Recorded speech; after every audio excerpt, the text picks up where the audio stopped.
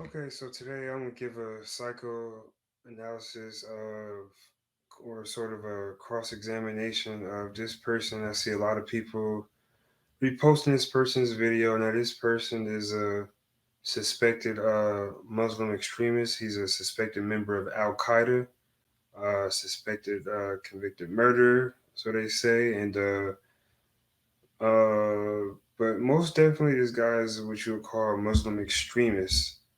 And what do I mean by Muslim extremist? I mean by somebody who's willing to do whatever, they're willing to shed blood and anything to expand their ideology or religion. And how do I know this? Because I'm an ex Muslim, so I know all the tricks and the trades. I know all the manipulative talking points. I know it all. I know how to recruit people. I know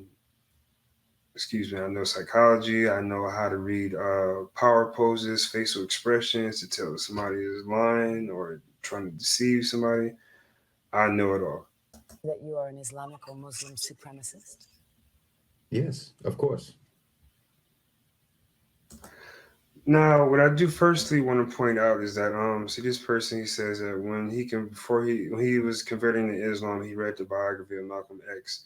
Now I want you to notice something, that this is considered a power pose, or rather, should I say, intellectual pose. When a person, they're leaning back or tilted slightly to the side, and they have their fingers on their chin and jawbone. That's considered an intellectual pose because you want the viewers, who's people who are listening to you, to perceive you as an intellectual person.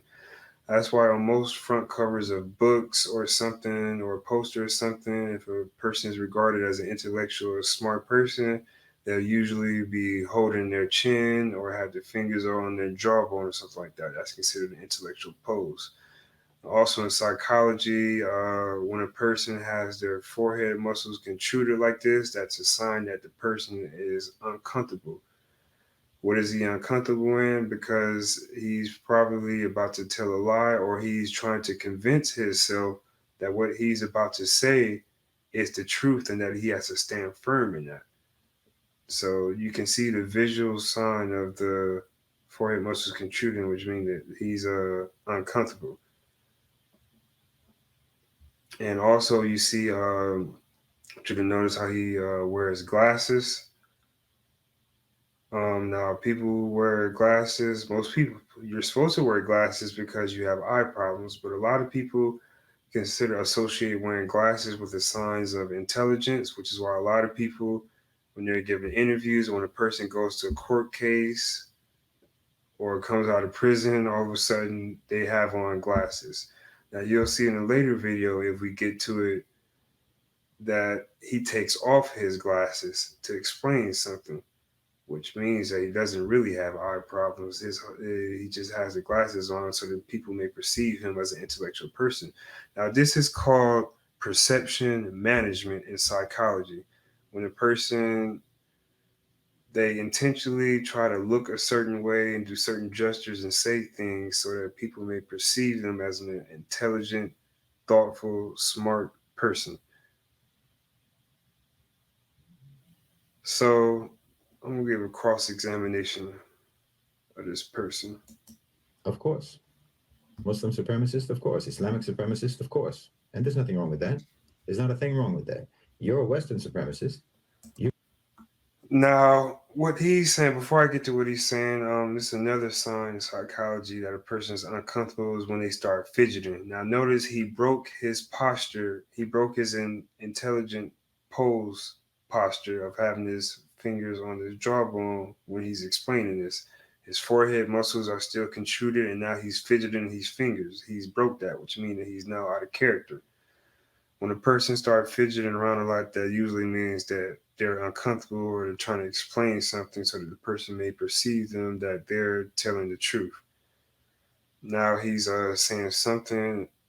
Now this is where he really believes that Western values are inferior to Middle Eastern or Islamic values. He feels strongly about this. This is why he's uncomfortable. He's getting excited about this now that he's explaining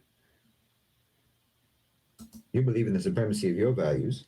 You believe in the supremacy of There you go. He took the glasses off. So there's nothing wrong with his eyes. When a person takes their glasses off, that means they're about to say something. That means that they want the person to think that they're about to say something serious and that they really need to pay attention right now. That's how you get a person to pay attention to you because you just did something. You just took your glasses off. So you want them. You're trying to get the audience to home in on you so that they can really hear what you're about to say next. your belief system. You believe in the supremacy of your belief system so much that you want the whole world to follow it. You try to force the entire world to follow your belief system because you believe it's so right. You came up with the what? Universal Declaration of Human Rights. You took it upon yourself to decide what are the human rights for the entire human race. Well, all right, but I mean, That's supremacist.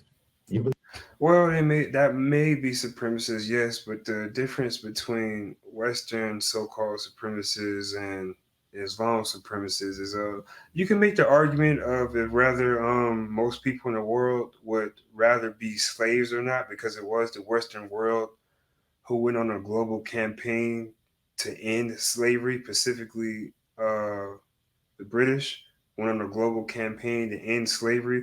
And I would think that if you ask most people in the world, do they want to be slaves or be free? I think that most people in the world would probably say they want to be free.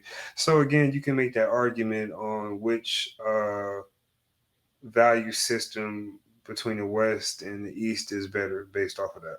So let's carry on. that you have the authority, you have the right to decide what are the rights of human beings everywhere in the world forever. And your belief in your right to do that has been brutally manifest all around the world. In Islam, to believe in the supremacy of Islam includes everything about Islam, meaning that one of the things that we believe in is that we don't have the right to compel you to follow our beliefs. That's false. In the Islamic religion, there's literally hadiths which says that you have to force people to believe, and if they don't believe, then you kill them or enslave them or tax them, force them to pay the jizya. So what this man has said is a complete lie, and how I also know that he's lying because I am an ex-Muslim and I know the Quran and Hadiths very, very well. And also with knowing psychology, again, this person is telling a lie. This person has taken his glasses off. Why did he take his glasses off? You're supposed to wear glasses because you can't see. It's because you want the audience to know that you're serious of whatever you're about to say. A sign of uncomfortableness, his forehead muscles are still contruded, which means he's trying to stand firm and convince himself that what he's saying is the truth. He's still striking the intellectual Malcolm X pose. This is all manipulation. This is all perception management. That's what in psychology this is called perception management. But you don't have that. You absolutely believe that you have the right to compel others to follow your beliefs. And the entire 20th century, and forget that, the 19th century, and as long as anyone can remember, is testimony to the fact that you believe that you have every right in the world to force all of the people in the world to follow your belief system. You have the right to impose that on people. Well, you could say the same for the Islamic value system or the Islamic religion. The Islamic religion is an expansionist religion. The goal of Islam is to dominate the world. As long as the West or anybody else is dominating the world, Islam will always be at odds or war or jihad with whatever that group is. Because the ultimate goal of Islam is global supremacy. So as long as the West is has supremacy of the globe, Islam will always be at war with the West or whoever is in control. And that's just how it is. If you look at all Muslim countries or Muslim groups around the world, you'll always see that they're always at war or terrorizing their neighbors who are from a different religion or even a different sect in Islam. And why is that? Because they're always at war trying to become excuse me, for trying to gain global supremacy. That's why most Muslim extremists like this, most of their talking points is always towards the West, always towards America. Why? Because the West or America is the global power.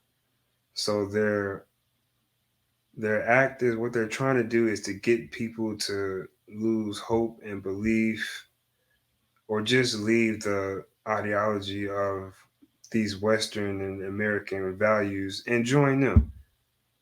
That's all that is all this is about.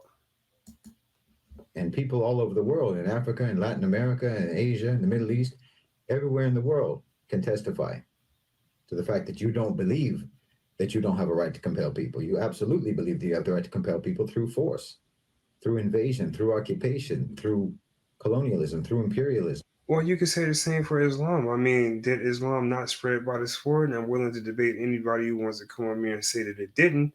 I mean, go ask the people of Persia what happened to them, or all the other neighboring countries around Arabia, Egypt, like I said, Arabia, Afghanistan. Afghanistan, they used to be Buddhist.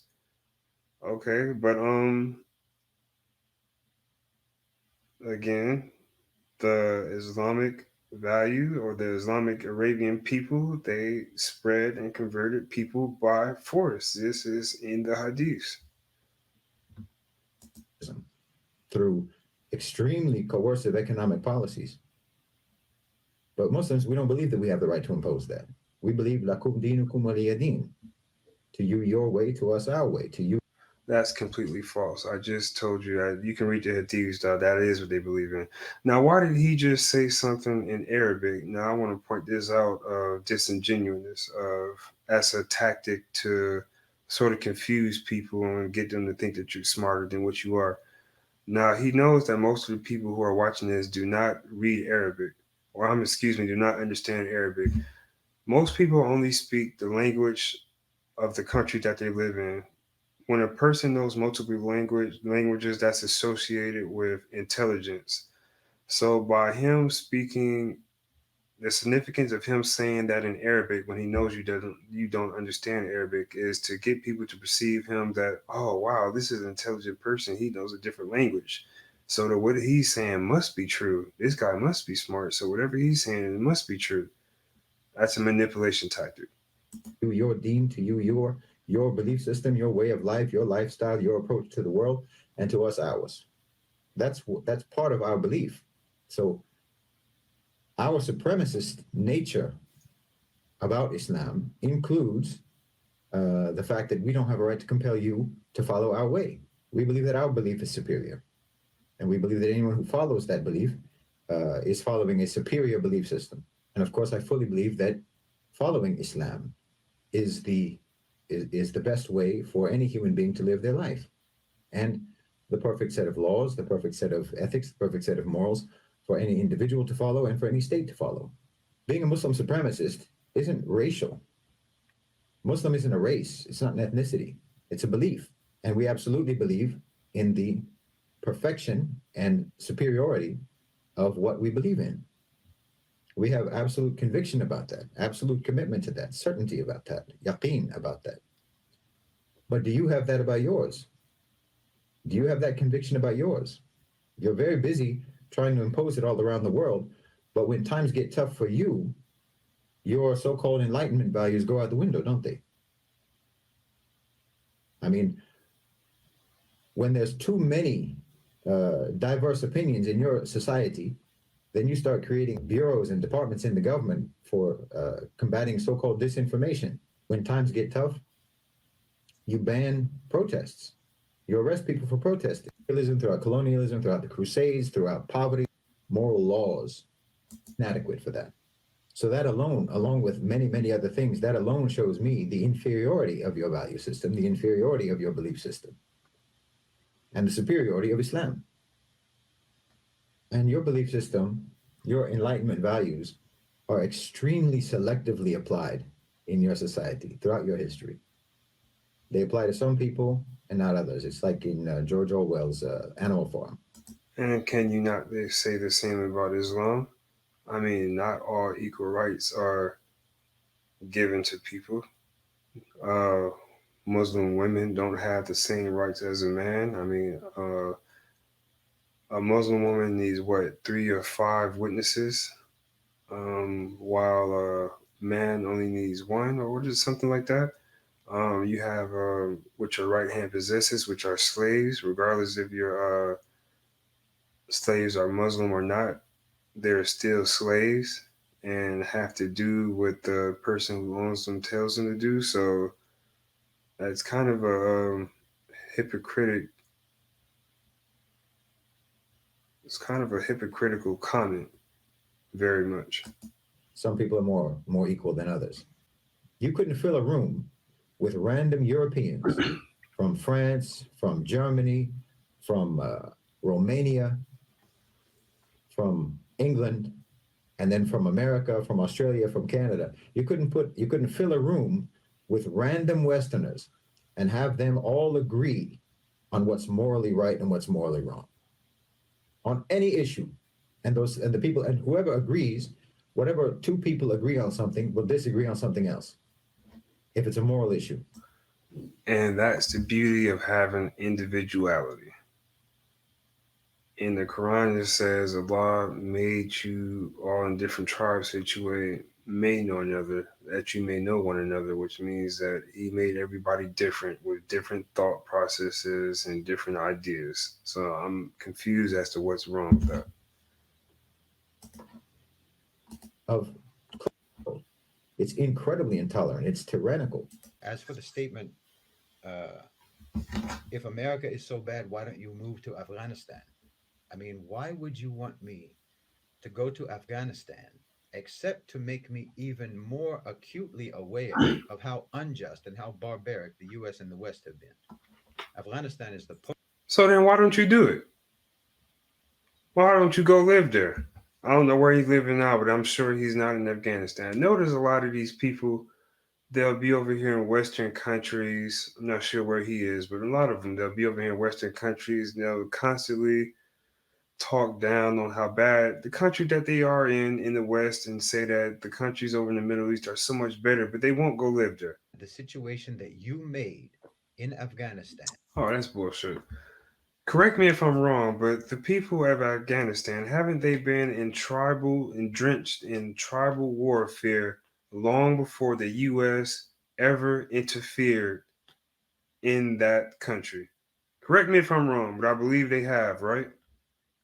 But yet the US is to blame. Of course, as always, the global power is always to blame.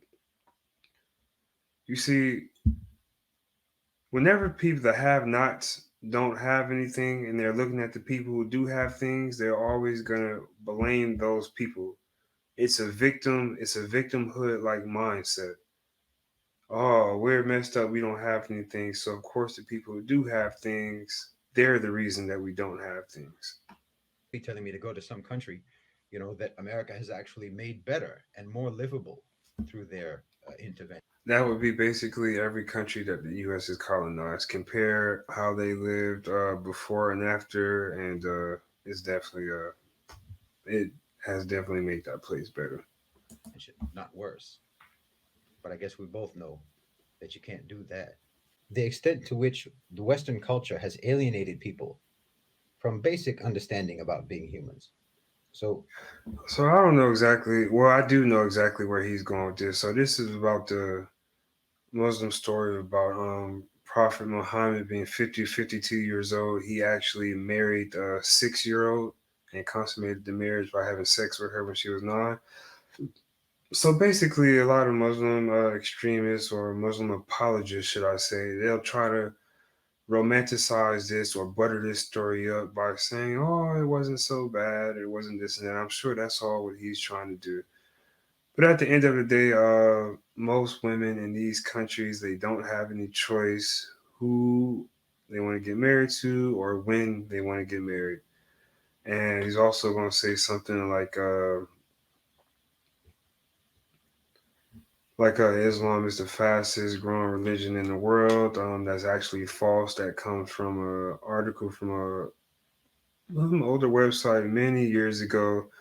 So to break that down, basically, Islam is actually losing members in record numbers more than it ever has been in all of history.